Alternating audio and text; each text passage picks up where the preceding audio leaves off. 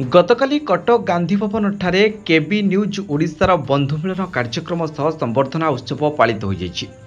आजिकाली digital मीडियार जुगे जुगे घरे समस्ते टीवी ठारू अधिक मोबाइल व्यवहार करुछंती। समस्त टीवी चैनल कि पेपर कथा जदि कहिबा सेमाने भी डिजिटल बा वेब मीडिया करिकि समस्तक पाखरे खबर पहुंचाउछंती।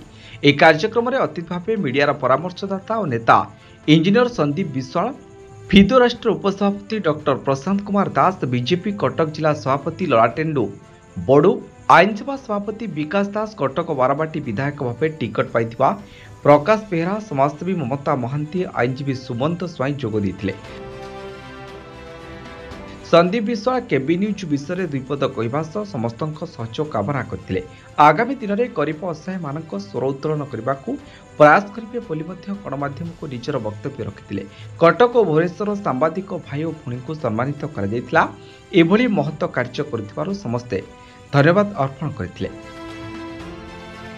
कटकरू अनिल विश्वाल रिपोर्ट, संस्कार टीवी ओडिशा।